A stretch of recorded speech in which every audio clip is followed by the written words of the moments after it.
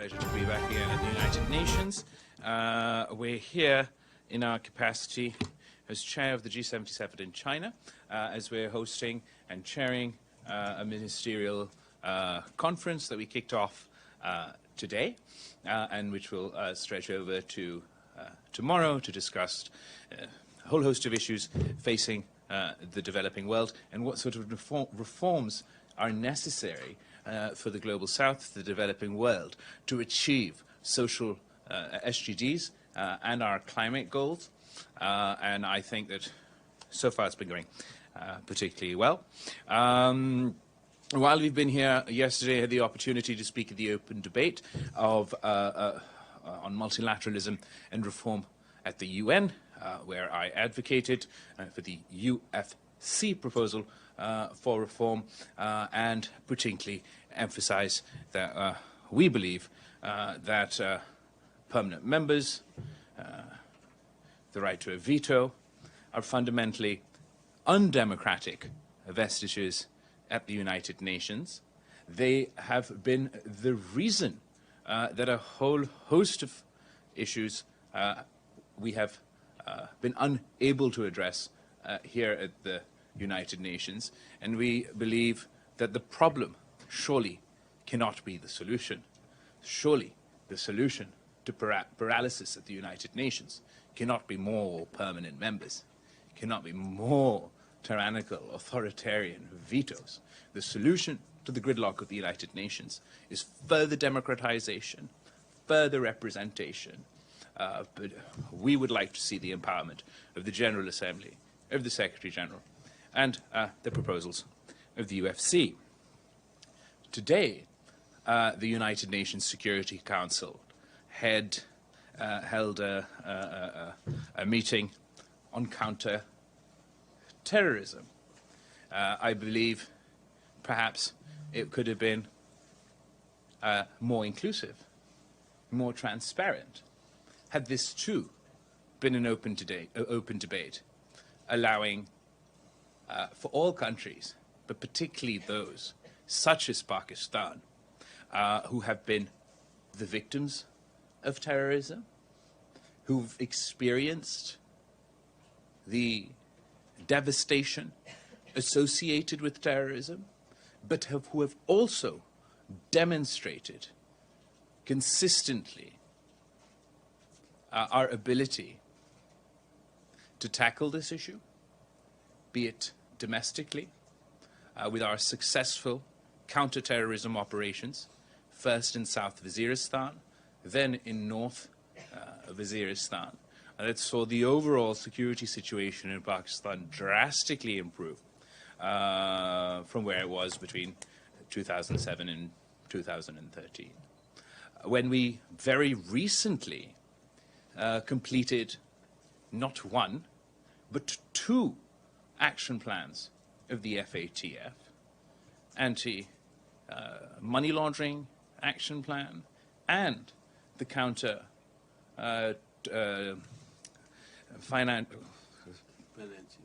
financing terrorism action plan. Both action plans were not only completed, but completed ahead of time. We are the only country to have ever simultaneously completed two action plans. We are not only incredibly proud of our achievement, but we'd like the opportunity to share our experiences with the rest of the world. Having completed our joint action plans, now Pakistan aspires to be a member of the FATF, because we believe, having gone through this experience, we now have the ability, the skills, the infrastructure in place, not only to tackle these issues domestically, but share our experiences with other countries. Another point I want to emphasize within the context of terrorism, of counterterrorism, that this is a cause that is incredibly personal to me. I have lost my mother, Shahid Mohtarma Benazir Bhutto, the first female prime minister of the Muslim world, to the scourge of terrorism. She returned to Pakistan in 2007 to challenge terrorists at a time when it wasn't particularly popular to do so in Pakistan. She did so at a time when the vast majority of male political leaders within Pakistan did not have the courage to condemn terrorism, to publicly campaign against terrorism. She has survived what to this date is the largest terrorist attack in Pakistan insofar as the sheer number of victims, the October 18th, 2007 terrorist attack in Karachi. But she never gave up, nor was she deterred. And her bravery, her courage, her determination mirrors the bravery, the courage, the determination, the sacrifice of the people of Pakistan.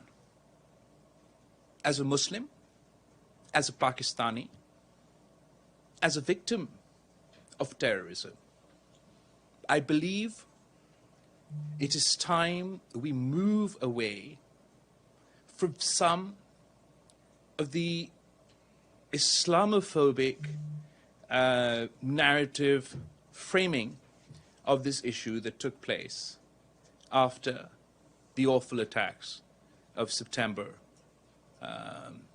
11th, 2001.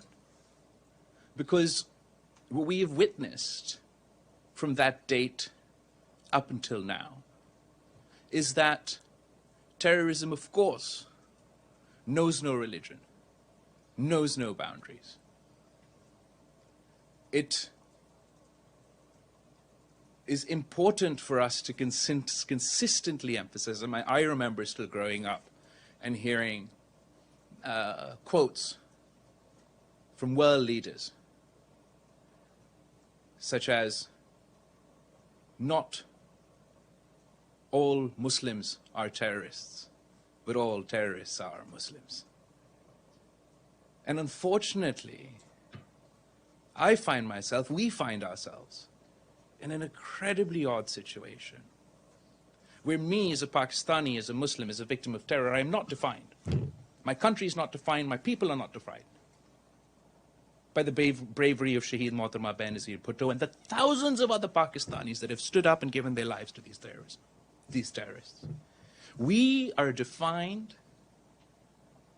by those who carry out these acts just because they call themselves Muslims. Till this day, yesterday, when I was contributing at the ministerial meeting, at the UN Security Council on the reform of multilateralism, and I requested the UN Security Council that the issue of Kashmir is an issue that should be solved through multilateralism, through the United Nations Security Council. In response to that, I was told that because Osama bin Laden was found in Pakistan, I should sit down and shut up. The fact of the matter is, Osama bin Laden is dead. He was never a Pakistani, and he does not define the people of Pakistan. He does not define the Muslim world. It is Shaheed Mohtarma Benazir Bhutto and countless other leaders and people across the Muslim world who have stood up to these terrorists. If you look at the data, more Muslims have been killed in terrorist attacks from 2001 up until 2022, just in sheer quantum of victims. So we demand to be recognized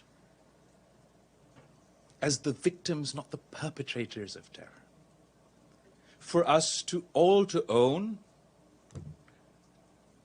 the principle, which I believe was also in some of the language put out today from the UN Security Council, that terrorism truly has no race, has no religion. And whether a terrorist shoots up school children here in the United States,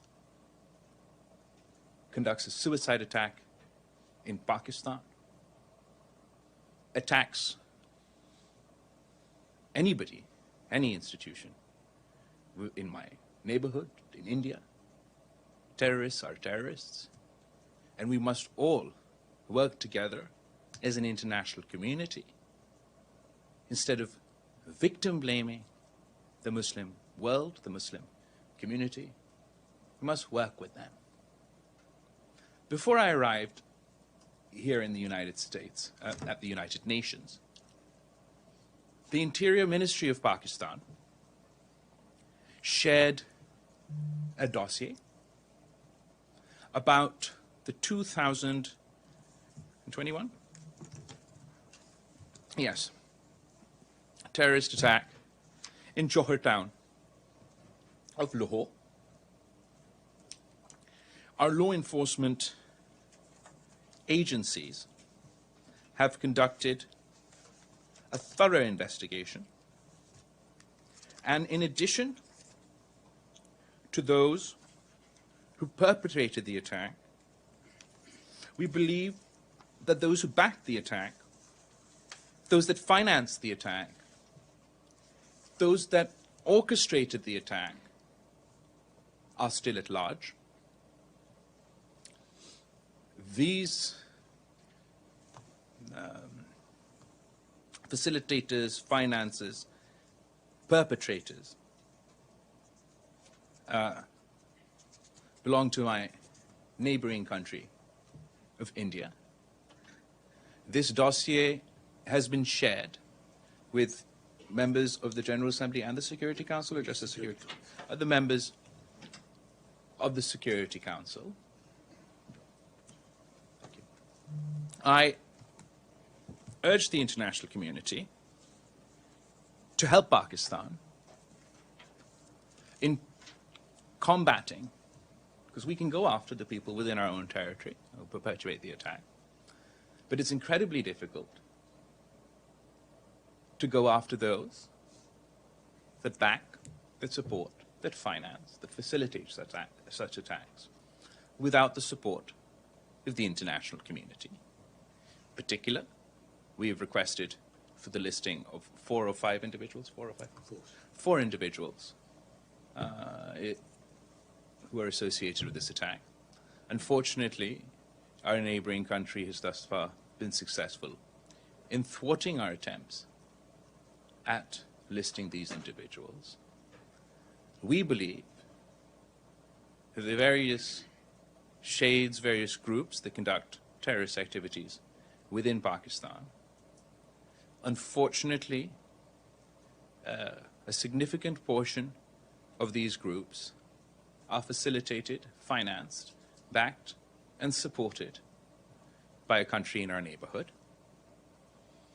particularly those terrorist organizations that target Pakistan's economic engagement with with China in the form of the One Belt, One Road initiatives.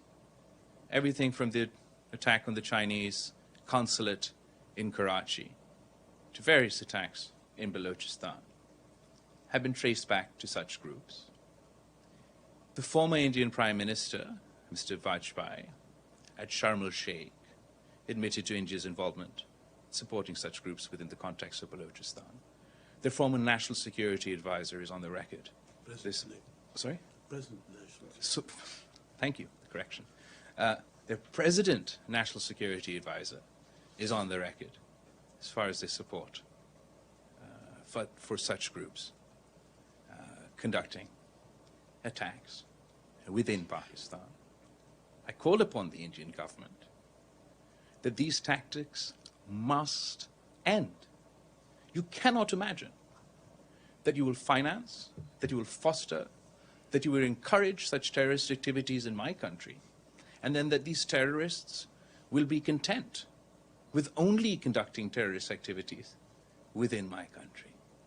And it is about time that India and Pakistan and the international community work together to ensure that so-called non-state actors, wherever they are, wherever they conduct their nefarious activities from, wherever they target, whether they target Pakistan, whether they target any other country, that we work together to ensure that the financing, support, and facilitation of these groups come to an end.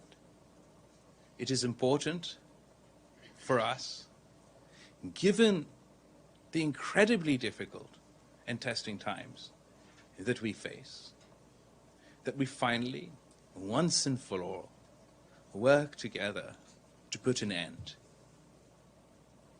to this long-standing point of irritation between our two countries.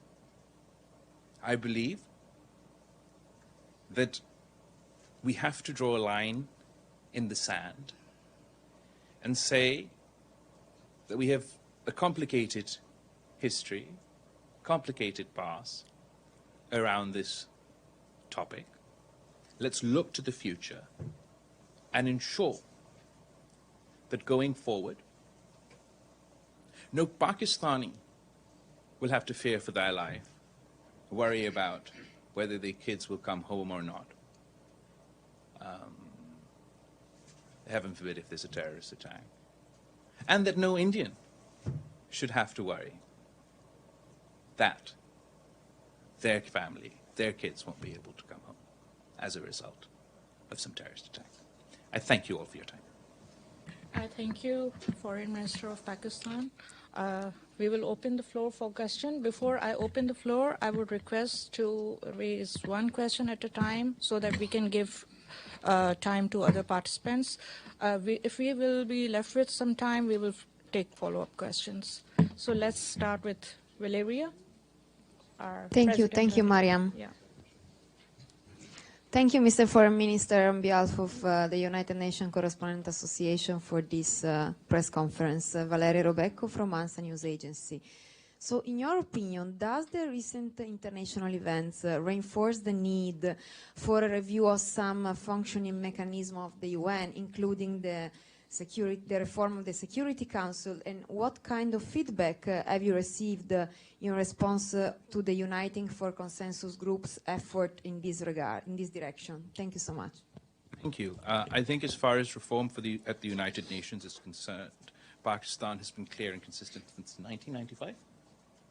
Since 1995, we've been supporting and working with the UFC group in hoping that is the direction that reform at the United Nations will take place. Obviously, others have a different view. I strongly and fundamentally believe in multilateralism, in the United Nations. I think the best of humanity can be achieved when we're working together. But I also believe that any reform of the United Nations must be a democratization of the United Nations. It has to fundamentally, we have to sort of demonstrate the equality between states, not accentuate the inequality between states. I don't believe that an expansion of permanent members, I don't believe that more people being able to wield the veto is the solution to our problems. We've seen, be it Iraq, be it Ukraine, be it various issues at the United Nations Security Council. It is the permanent members, their outside influence, their ability to veto, that has hampered the smooth functioning, if it were, of the United Nations. And this is what we believe is the problem, and certainly not the solution. Thank you, Miriam. Ambassador, Foreign Minister, it's Pamela Falk from CBS News. Nice to see you again. The UN funding for the floods is very low. It's about somewhere around 30% and may run out. And in an interview in the last day, you said Pakistan also has energy insecurity, is not taking reduced rates from Russia. How can you bridge the gap if the UN isn't coming through and other subsidies are not coming through? So Thank you. Thank you so much. Let me break it down for you as far as the floods are concerned. This is, the sheer scale. I was here now 2 months ago and I'm back again. At that time, a third of the country was underwater, but today, still parts of my country are underwater. Parts of Sindh, parts of Balochistan are still underwater. They've missed not just the one crop that they lost last time, but this time around, also the wheat crop. So economically for them, this is absolutely devastating. From the areas where the water has receded, there's devastation left in their wake. We have the health crisis that I was talking about last time has manifested in various ways. But for example, our malaria season is going on for an extended period because waterborne diseases are still spreading as a result of the water still being there. We have an education crisis just in my home province of Sindh. It's one of the 4 provinces of Pakistan, but it's the most devastated from the floods. 47% of my province's school infrastructure, educational infrastructure, is either partly or completely damaged from the floods. And my province's 52% of my province's school-going children who used to go to school, and those 47% of the school buildings cannot go to school. So there's a climate emergency, there's a health emergency, there's an education emergency. It is an absolutely monumental task. As far as the relief efforts go, along with the United Nations and the international community, we've been doing the best we can to provide relief for the people. Within Pakistan, through the Benazir Income Support Program, we've provided cash transfers, particularly to women who've been affected. Through USAID and the United Nations, other forms of support is getting through, but the scale is so large that no matter what we do, we feel that more needs to be done. But that's the relief aspect, which has been ongoing, and now we'll need to continue to progress through the winter months with its unique challenges. Then we have to look towards the reconstruction and the rehabilitation, and we would like to do so, reconstruct, rehabilitate, invest in this infrastructure, but do so in a greener, more climate resilient manner. We're incredibly grateful to the Secretary General of the United Nations, who will be co-hosting a conference for climate-resistant Pakistan on January 9th in Geneva, where we will kick off this initiative. It'll be the start, not the end, of our ambition to rebuild a climate-resilient Pakistan. The scale of the damages, just to summarize for you finally, has been estimated at $30 billion, about 10% of our GDP. A conservative estimate is $16 billion are necessary for the reconstruction and rehabilitation. I'm under no delusion that we'll be able to gather this money through one conference or in one day, or through one event. This is going to be an ongoing process that we kick off with the UN Secretary General in early January. And on the energy? So on energy, so as part of a flood reconstruction rehabilitation, we are looking to for a catalyst for it to play as a catalyst for our green energy transition, and hopefully not only with the international community but also with the public sector, private partnerships, private sector, to work on green energy, on solar energy, on wind energy within Pakistan. Overall, we do have energy insecurity and an energy problem. We import far too many hydrocarbons. That bill for Pakistan and for the people of the Pakistan is too expensive to afford. It is something that is getting increasingly expensive, and after the fallout of COVID and supply chains issues, and then now the Ukraine crisis has absolutely exacerbated that problem. We are committed to not only our transition to green energy, we want to focus more on domestically produced energy rather than imported hydrocarbons. But in the crisis of now, we will do whatever we can to meet our people's needs. James Bates from Al Jazeera. Can I ask you about Afghanistan? We are seeing harsher and harsher punishments from the Taliban. We're seeing women excluded from public life. Girls have not been allowed to go back to school. And in recent days, we've seen clashes taking place across one of the two main border points between Pakistan and Afghanistan. Is it time for Pakistan to reconsider its policy of engagement with the Taliban? Do you need to look at this again? Okay, so as far as engagement is concerned, I believe not only Pakistan, but the international community must engage. I can't wish the Taliban away or Afghanistan away. They're a reality. They're there on my border. The modes and ways that we are engaging, the ways in which we are engaging, particularly within the Pakistani context and as far as the TTP, perhaps that can be reconsidered as far as strategy is concerned, as far as the way we put across our demands or what we expect from them. But we can't give up on engaging. I don't believe if I just turn my backs and stop talking and the rest of the world stop talking, that Afghanistan's issues will sort out themselves. So how do you make the Taliban change its behavior?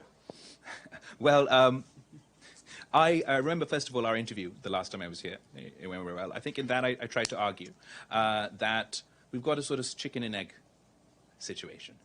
The economic situation in Afghanistan is dire. The humanitarian situation is incredibly alarming. It's this organization, it's the United Nations, that has said that 97% of their people will fall below the poverty line. I know of horrific stories. You hear of child marriages. No, they're not marrying off their young girls out of choice or because they want to. It's because they physically can't afford to feed their children. And they think it's better to have a child marriage so that someone can take care of their little girls. I've heard horrible stories about how parents are drugging their children to sleep because they have to go to sleep hungry. I want women's rights more than anyone. I believe that within the Islamic world, it is our religion that before many other religions granted rights to women. It is my country that produced the first Muslim female prime minister. We will not compromise on women's rights. But I want to also be practical about how we can achieve that. I do not believe we can starve the Afghans to force them to follow women's empowerment or to live around these provinces. I believe that there needs to be not only humanitarian assistance, but the conducive economic environment to allow those who do want to deliver on their promises to themselves and on the international community vis-a-vis women's rights, the political space to do so. I think history has demonstrated that whenever in the past in autocratic, theocratic regimes, when the economic times are tough, then rights are usurped, contracted rather than expanded. I don't believe that with the Afghans' money frozen, with their banking channels shut, we will see progress on this and other issues. In my conversations, well, not my conversations, but conversations that happen with the government, the interim government of Afghanistan or their representatives, we do emphasize on the need for them to deliver, on not my promise or your promise, on their promise to the international community, which includes inclusiveness, rights to women and girls, particularly in the education context, ensuring that their country, their soil is not used to perpetuate terrorism. I believe that we can achieve those goals through engagement. It's been 1 year since they've taken over Afghanistan. I'm sure that 1 year is an incredibly long time for the women of Afghanistan, for the girls of Afghanistan, but it is still 1 year. I'm hopeful that with further engagement, with not only ourselves, but working with the international community, through the OIC and other organizations, that we hopefully will be able to convince them to implement their own promises. Mr. Azim Mia. Mr. Foreign Minister, Azim Mia from GeoTV and Young Group. A war of words is going on between the Indian Foreign Minister and the Pakistani Foreign Minister. Just a few minutes back, Indian Foreign Minister accused Pakistan of terrorism, and Pakistan has been submitting so many dossiers to different authorities, different organizations, including the UN, but with no result so far. So how long the Kabul, Delhi, and Islamabad are going to face this war of terrorism against each other? And secondly, do you foresee any kind of rise in tensions because Pakistan is in a vulnerable situation and there is a war of words between you and the Indian Foreign Minister over here? will it turn into any kind of rise in the tensions along the borders? I don't believe we're in a war of words. Are we in a war of words? I haven't noticed. Well, I want to be very careful because I actually didn't catch the statement that you're referring to. Just now he made at the stakeout. Oh, okay, well, that I disagree. It's pretty safe to say. Look, I'm the foreign minister of Pakistan. And Pakistan's foreign minister is a victim of terrorism, is the son of Shaheed Mohtamma Benazir Bhutto. The prime minister of Pakistan, Shahbaz Sharif, when he was CM of Punjab, his home minister was assassinated by terrorists. Political parties, civil society, the average people in Pakistan, across the board, have been the victims or the perpetrators of terrorism. We've lost far more lives to terrorism than India has. Why would we want our own people to suffer? We absolutely do not. Unfortunately, I think India has been playing in that space that I referred to earlier in my statement. It's very easy to say Muslim and terrorists together and get the world to agree. And they very skillfully blur this line, where people like myself are associated with terrorists, rather than as those who have been fighting and to this day are fighting terrorism. As far as India is concerned, they've had terrorist attacks. They too should not have had to experience terrorist attacks. Whatever cooperation they need, we've offered in the past, we can, would like to continue to offer in the future. But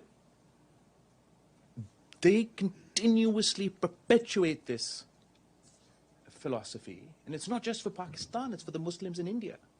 We're terrorists whether we're Muslims in Pakistan, and we're terrorists whether we're Muslims in India. I'd like to remind the Honorable Foreign Minister, or the Minister for External Affairs of India, that Osama bin Laden is dead, but the butcher of Gujarat lives. And he is the Prime Minister of India. He was banned from entering this country until he became Prime Minister. This is the Prime Minister of the RSS and the Foreign Minister of the RSS. What is the RSS? The RSS draws its inspiration from Hitler's SS. The RSS, I saw yesterday that the Foreign Minister of India was with the UN Secretary General inaugurating a statue of Gandhi. But if the Foreign Minister of India was being honest, then he knows as well as I that the RSS does not believe in Gandhi, in the ideology of Gandhi, in the manifesto of Gandhi. They do not see this individual as the founder of India. They hero worship the terrorist that assassinated Gandhi. Within India, who perpetuates terrorism? Is it Pakistan? Ask the people of Gujarat. They will say it's their prime minister. Ask the people of Kashmir. They will say the butcher of Gujarat is now the butcher of Kashmir. And I'm not talking about some imaginary past. I'm talking about today. They're not even attempting to wash the blood of people of Gujarat off their hands. For their own election campaigns, they have pardoned. Prime Minister Modi and his government have used their authority to pardon the men who perpetrated rape against Muslims in Gujarat, who conducted the gang rape of women in Gujarat. Those rapists, those terrorists were freed, were pardoned. For the Prime Minister of India, this is the truth of the matter. So in order for them to perpetuate their politics of hate, their Hindu supremacist transition from a secular India to the Hindu supremacist India, this narrative is very important for them. It's very important for them domestically, and it's very important for them internationally. They demonize the people of Pakistan. They expect the world to believe that we are all terrorists. I know we are not. And I have presented this dossier. I'm not talking about whenever well back Gujarat was. I'm talking about 2021. When we have proof that your government facilitated a terrorist attack in Pakistan. So I don't see how Pakistan is the epicenter of terrorism. I do believe that we are the victims of terrorism. If it's not the government of India, certainly the people of India have been victims of terrorism. The people of Afghanistan have been victims of terrorism. The people of the United States, the people of Europe have been the victims of terrorism. And it's for us to work together to combat the politics of hate, to combat whether it's Islamic extremism or Hindu extremism, to come together and face these challenges and not pursue narrow populism, religious populism, divisive politics, domestically or internationally, and to further spread hate within communities. Otherwise, it's not just this generation, all the generations to come will continue in this cycle that we see ourselves. Sir, second part of my Abdul question. Hamid Is there Siam, any we will take possibility of follow-up rising question tensions? later. Azim, yes, sir. Thank you. Mr. Siam. Thank you. Welcome, Foreign Minister. Thank you, Mariam, and thank you, Ambassador Munir. My name is Abdul Hamid Siam from the Arabic daily Al-Quds Al-Arabi. I have many questions, but Mariam ordered us to confine our... So. I cannot. And my question about internal issues in Pakistan. Recently, there was an attempt to murder Imran Khan. It seems that he is still popular. There are many people supporting him. When he calls for a rally, he receives hundreds of thousands of people. So how do you explain what happened?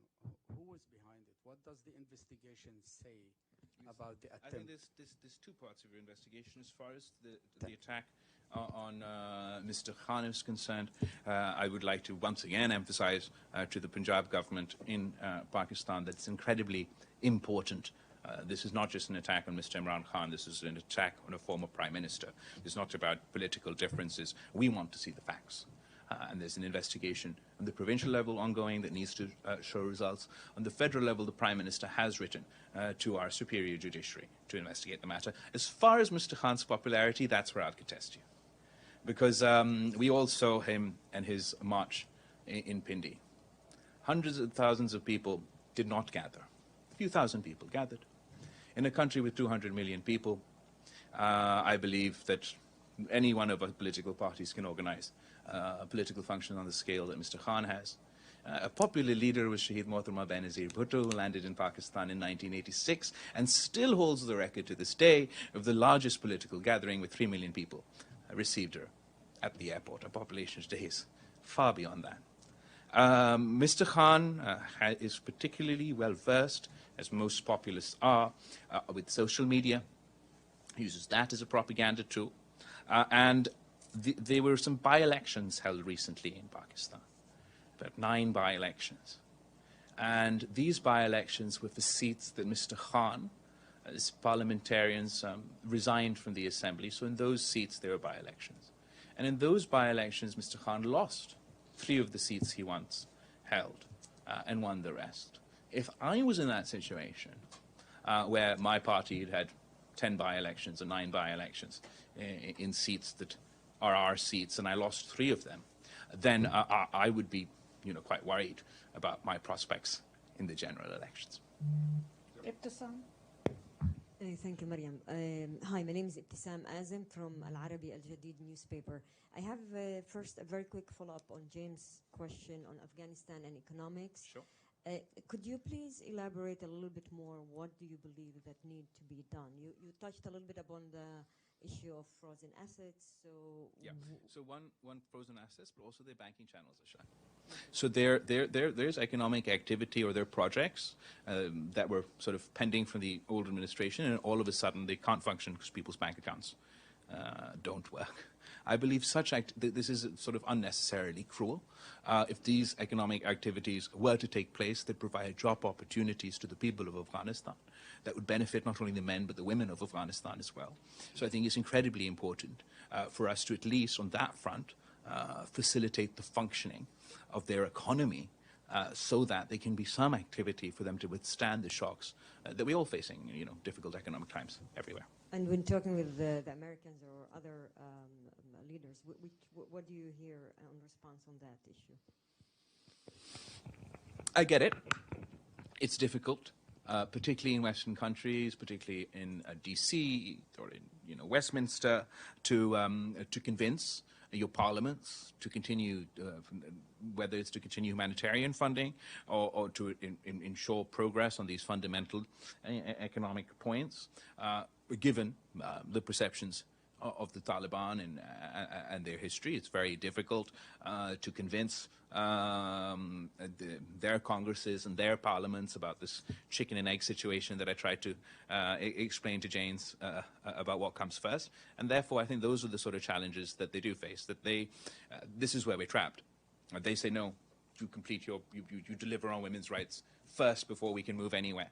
And those of us who are watching the sort of situation on the ground are extremely concerned that if we don't even see this minimal progress, then women's education and an expansion of women's rights in Afghanistan will be a distant dream. Shu. Yeah. Hi, Minister. This is De Zhishu with China Central Television here. Hi. I'm going to ask a question on G77 and China. So we know that for past decades, not only developing countries, I would say the whole world benefits from globalization and the international trade and commercials. But recently, we saw more and more hurdles on this. Like particular country, they put the countries they put, let's say, tariffs on particular things, blocking export or flow of technology or subsidizing things. What would that impact the developing countries, especially in the time you said, and I quote, facing unprecedented challenges to their economic progress, as well as the danger of social and political turmoil?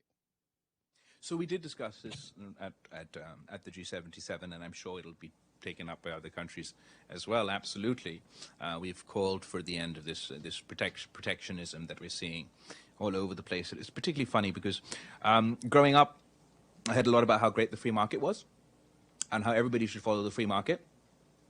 And I think that worked well by those specific countries that did benefit from the free market were benefiting from the free market. So then everybody should follow the free market. As soon as it seems that actually the free market doesn't work so well for us, then we're going back to these tariffs and these barriers that are particularly sort of cumbersome for developing countries.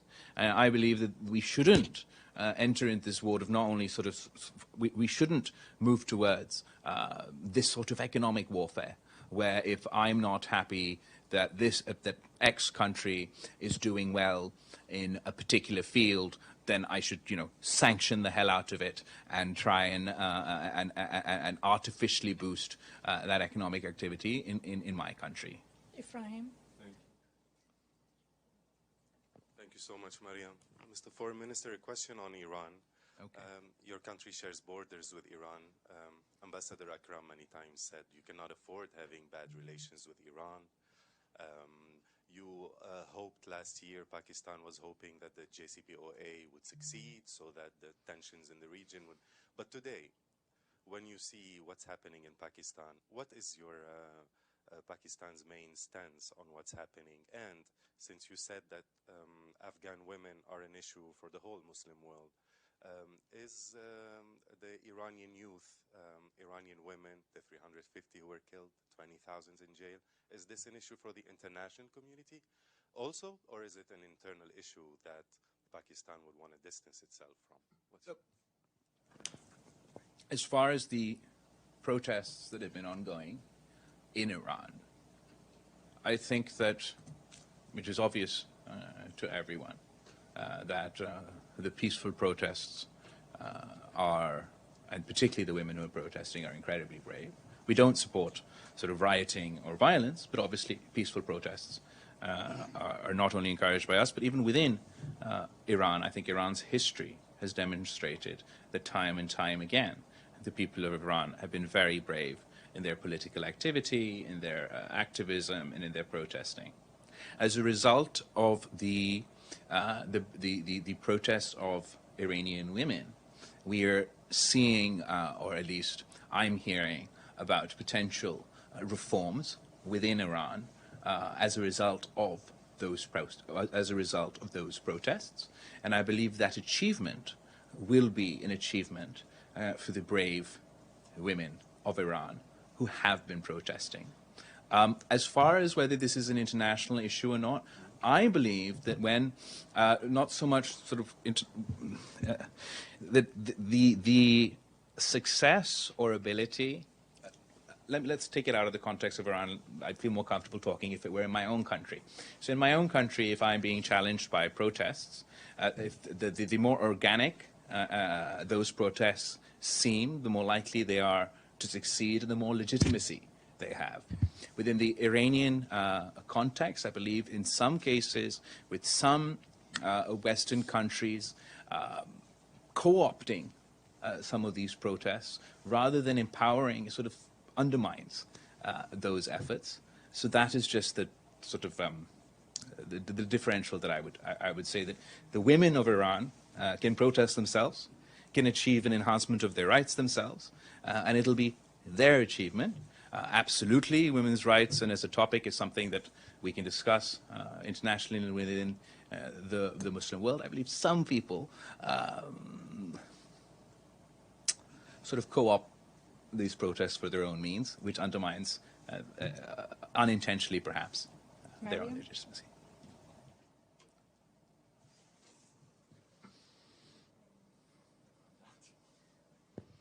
Thank you so much.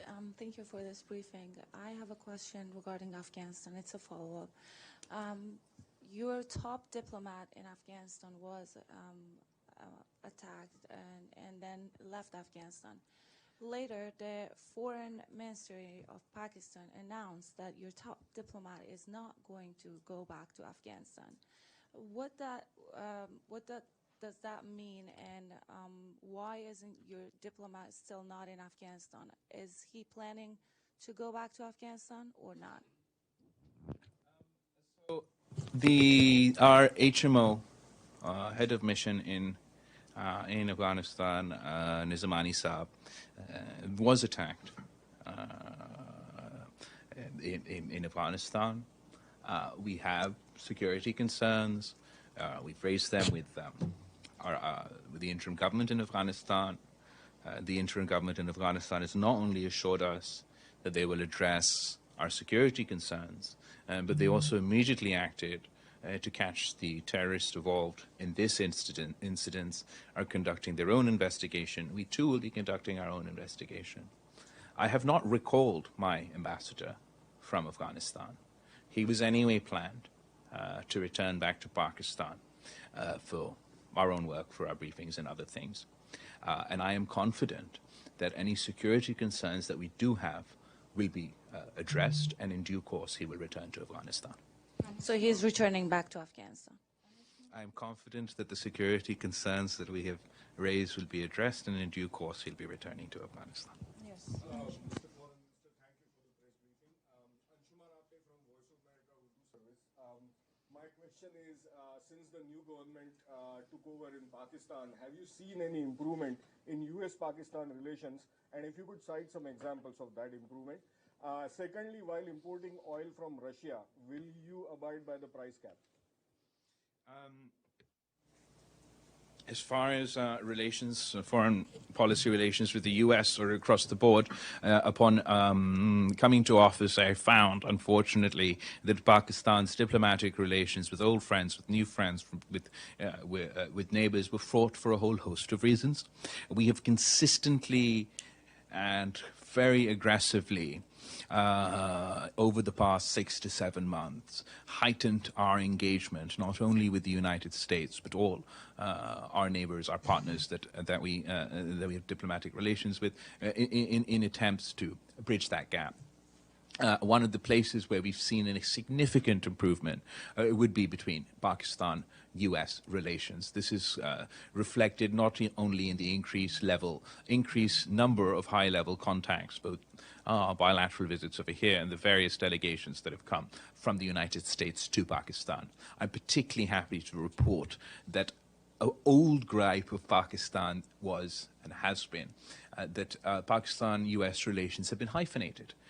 In the past, we were AFPAC, or the various forms of our hyphenated relationship. Now, after my last trip and interaction with Secretary Blinken, we both announced that we are officially dehyphenated, or if we are to be hyphenated, then we are PAC-US rather than anything else. And I think that's, it might seem small, but it is a long-standing ambition of ours. And let me contextualize that for you. For example, if you look at PAC-US relations since 2001, say 99% of it is dominated by counterterrorism, war on terrorism, extremism. Ever since I've been foreign minister, obviously we discuss terrorism, but now it forms about 10% of our interactions, and we discuss economic opportunities, cooperation in health, cooperation in climate. We've had Bilawal Said, he works at the State Department, is in charge of business, on an extensive tour of Pakistan looking for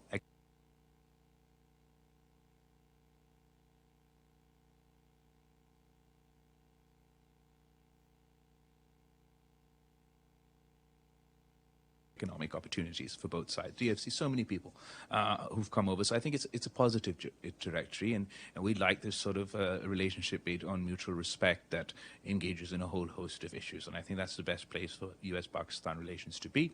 I cannot pretend that overnight we'll address all issues, but there has been significant progress, and I look forward to working with my counterparts here in the future. Nasir? We can take follow-up question later, and then Nasir.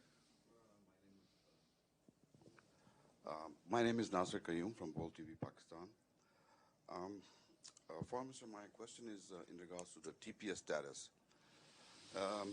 Pakistan has seen the worst flooding in the history of Pakistan. Recently, the entire country was under flood.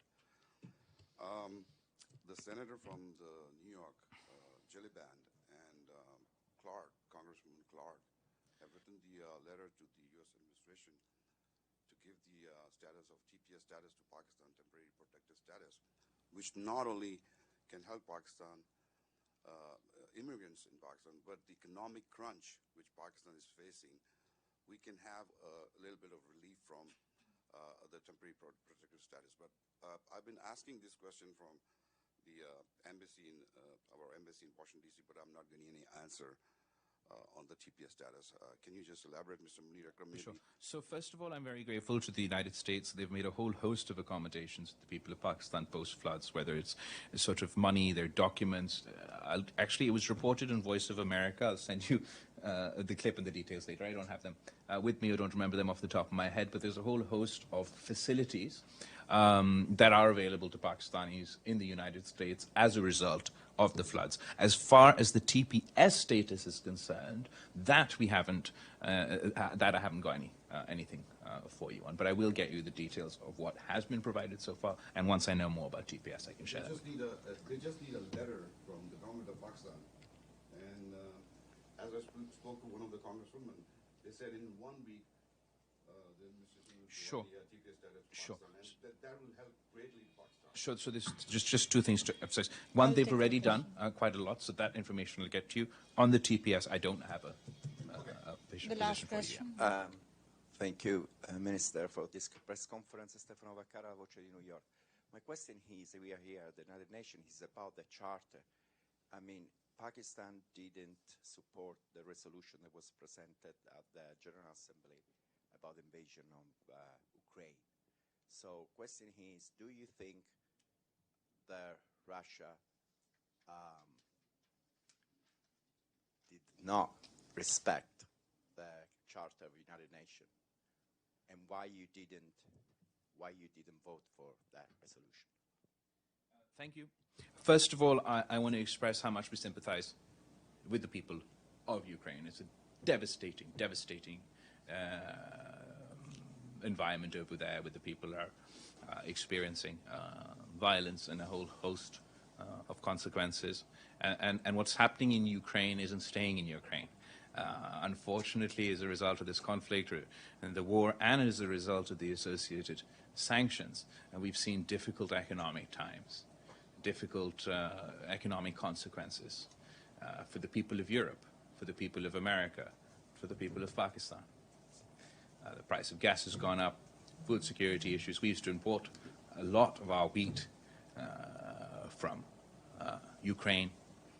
As far as the initial resolution is concerned, the position of Pakistan was, particularly if you sort of recall at the time in which this crisis started, this war started, it was a month or two after the fall of Kabul. We just experienced a forever war in Afghanistan. The people of Pakistan were physically exhausted of conflict. And we're particularly wary of being drawn into another forever war somewhere else. So there was enough misery and devastation in Pakistan, in Afghanistan, in my region, for us to get drawn into what certainly is misery and devastation somewhere else. As far as the UN Charter, as far as international law, as far as UN Security Council resolutions and their implementation, Pakistan has time and time again emphasized that we support the United Nations and international law and all that comes with it. But we also note that unfortunately we are in a situation where you get to pick and choose, and where international law suddenly becomes binding between Ukraine and Russia. It's not so binding for the people of Palestine, for the people of Kashmir, the people of Iraq. I believe if this sort of hypocrisy was to end, it'd be easier for us to get the consensus on this issue. Thank you very much. We'll take last question with Mr. Lodi, and then we'll finish. I'm sorry, we have taken much longer than you. Concert TV? My question is there any new development for the issue of Kashmir, and very soon Kashmiri can free from terrorism of Indian government? So, to the sort of it furthers a point to the gentleman who asked the question before you, that when it comes to the issue of Kashmir, unfortunately, the world is content that UN Security Council resolutions go unimplemented, that what India has done in August 2019, unilaterally usurping the United Nations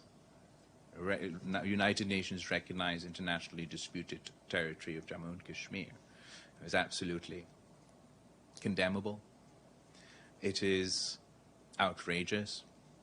I think it was particularly bizarre that I was at the UN Security Council yesterday.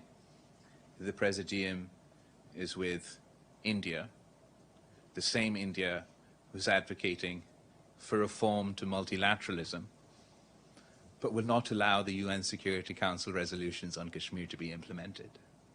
They'll advocate for reform to multilateralism at the United Nations one day. Then they'll advocate for bilateral solutions to Kashmir the next day, and ultimately settle for a unilateral usurpation of internationally recognized disputed territory within Kashmir. I think this hypocrisy speaks to the heart of what is wrong here at the United Nations, of the dysfunction here at the United Nations. Surely, no member who refuses to recognize UN Security Council resolutions deserves to sit on the UN Security Council. Thank you very much. We will finish if Foreign Minister allows for follow-up. Very questions. last one, please. I'm late. Because it's taking so longer. Yeah, Azim, yeah. Mr. Minister, you didn't answer the second part of my question, and that was, is there any possibility or fear of rising tension between India and Pakistan across the border?